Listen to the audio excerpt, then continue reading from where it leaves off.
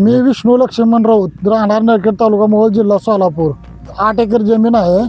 त्यामध्ये ऊस आहे, कांदा आहे, मका आहे, सोयाबीन आहे. सर्व शेती माझी पाण्याखाली गेलेली आहे. तरी शासनाने काय सरसकट मदत करावी. पंचनाम्याची वाट पाहू नये.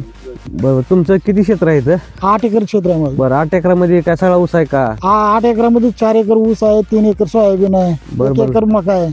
आता आज पाणी जे दिसतंय तुमच्या इथं ऊसामध्ये, पूर्ण क्षेत्र पाण्याखाली गेलेलं आहे. क्षेत्र 22 कांड्यावरचा ऊस पूर्णतः दिसत नाही. 22 कांड्यावरचा ऊस होता, एवढा उंच असून आता काय दिसत काही दिसत नाही. एवढं पाणी म्हणजे नदीला हल्लेलं आहे. पूर्ण क्षेत्र पाण्यामध्ये गेलं. ह्याच्या अगोदर कधी एवढं पाणी आलं कधीच आलेलं नाही पहिलं. आणि म्हणजे सिना नदीचा पाण्याचा परिणाम आहे का? शना नदीच्या पाण्याचा परिणाम आहे. आपली तर नदी कुठली ती खाली भोगावती आणि इथं खाली संगम असल्यामुळं पाणी दाबलं गेलेलं आहे. बरोबर. म्हणजे त्याच्यामुळं सिना नदीच्या पाण्याचा एवढा सगळा प्रभाव पडल्यामुळं एवढं पाणी साचलेलं आहे.